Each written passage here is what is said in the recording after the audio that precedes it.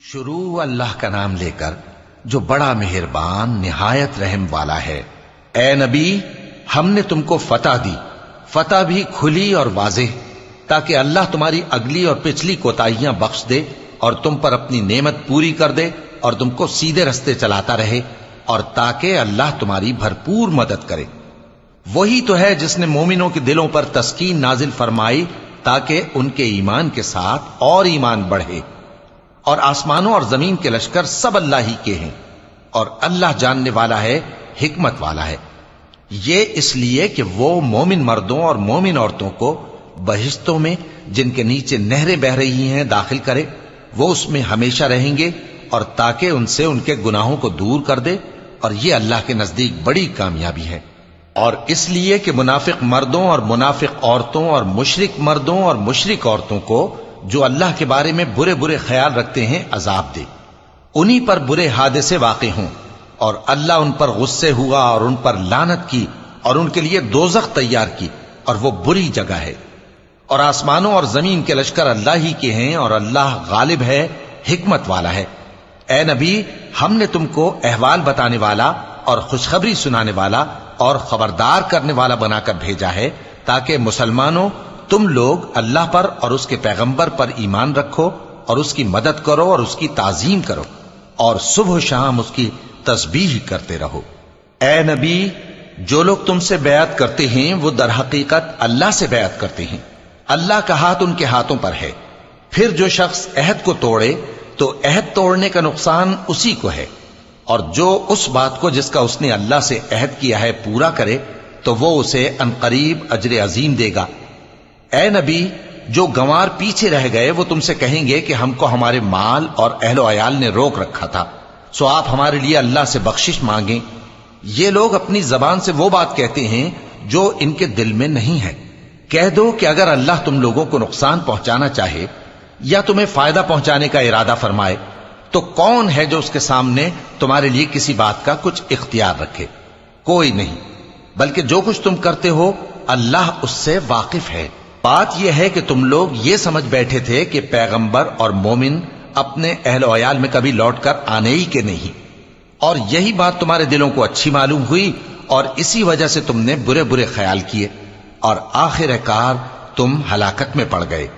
اور جو شخص اللہ پر اور اس کے پیغمبر پر ایمان نہ لائے تو ہم نے ایسے کافروں کے لیے آگ تیار کر رکھی ہے، اور آسمانوں اور زمین کی حکومت اللہ ہی کی ہے، وہ جسے چاہے بخشے اور جسے چاہے سزا دے، اور اللہ بخشنے والا ہے، مہربان ہے۔ جب تم لوگ مال غنیمت لینے چلو گے تو جو لوگ پیچھے رہ گئے تھے وہ کہیں گے ہمیں بھی اجازت دیجئے کہ آپ کے ساتھ چلیں۔ یہ چاہتے ہیں کہ اللہ کے قول کو بدل دیں۔ کہہ دو کہ تم ہرگز ہمارے ساتھ نہیں چل سکتے، اسی طرح اللہ نے پہلے سے فرما دیا ہے۔ پھر کہیں گے نہیں، تم تو ہم سے حسد کرتے ہو۔ بات یہ ہے کہ یہ لوگ سمجھتے ہی نہیں مگر بہت کم۔ اے نبی، جو گنوار پیچھے رہ گئے تھے ان سے کہہ دو کہ تم جلد ایک سخت جنگجو قوم کے ساتھ جنگ کے لیے بلائے جاؤ گے، ان سے تم یا تو جنگ کرتے رہو گے یا وہ ہار مان لیں گے۔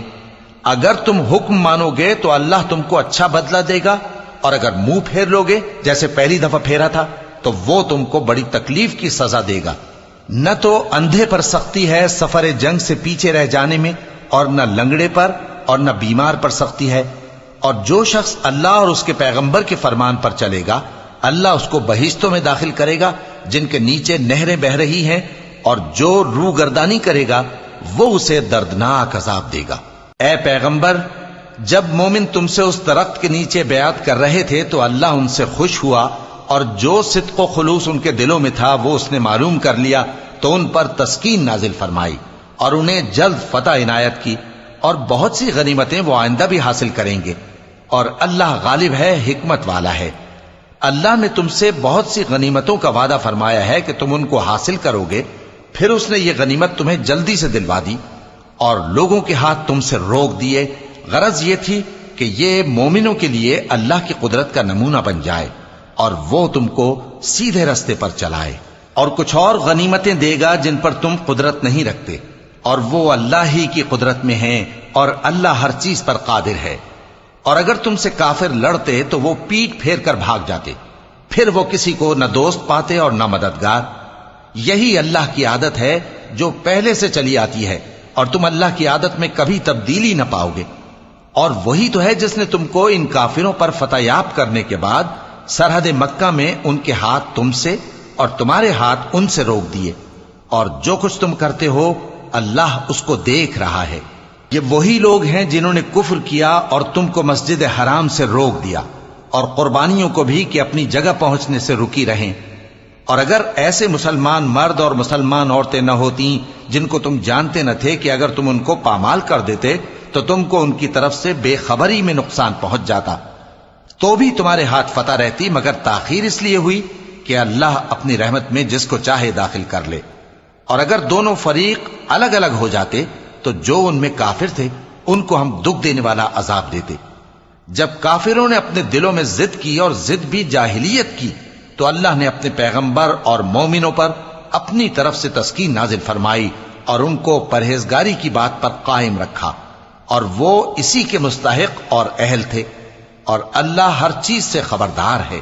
بے شک اللہ نے اپنے پیغمبر کو سچا اور صحیح خواب دکھایا تھا کہ تم انشاءاللہ مسجد حرام میں اپنے سر منڈوا کر یا اپنے بال ترشوا کر امن و امان سے داخل ہوگے اور کسی طرح کا خوف نہ کرو گے۔ جو بات تم نہیں جانتے تھے اللہ کو معلوم تھی، سو اس نے اس سے پہلے ہی جلد ایک فتح عطا فرمائی۔ وہی تو ہے جس نے اپنے پیغمبر کو ہدایت کی کتاب اور دین حق دے کر بھیجا تاکہ اس کو تمام دینوں پر غالب کرے، اور حق ثابت کرنے کے لیے اللہ ہی کافی ہے۔ محمد صلی اللہ علیہ وآلہ وسلم اللہ کے پیغمبر ہیں، اور جو لوگ ان کے ساتھ ہیں وہ کافروں کے مقابلے میں تو سخت ہیں اور آپس میں رحم دل۔ اے دیکھنے والے، تو ان کو دیکھتا ہے کہ اللہ کے آگے جھکے ہوئے سر بسجود ہیں اور اللہ کا فضل اور اس کی خوشنودی طلب کر رہے ہیں۔ کثرت سجود کے اثر سے ان کی پیشانیوں پر نشان پڑے ہوئے ہیں۔ ان کے یہی اوصاف تورات میں ہیں اور یہی اوصاف انجیل میں ہیں۔ وہ گویا ایک کھیتی ہے جس نے پہلے زمین سے اپنی سوئی نکالی، پھر اس کو مضبوط کیا، پھر موٹی ہوئی، اور پھر اپنے تنے پر سیدھی کھڑی ہو گئی، اور لگی کھیتی والوں کو خوش کرنے تاکہ کافروں کا جی جلائے۔ جو لوگ ان میں سے ایمان لائے اور نیک عمل کرتے رہے ان سے اللہ نے گناہوں کی بخشش اور اجر عظیم کا وعدہ کیا ہے۔ شروع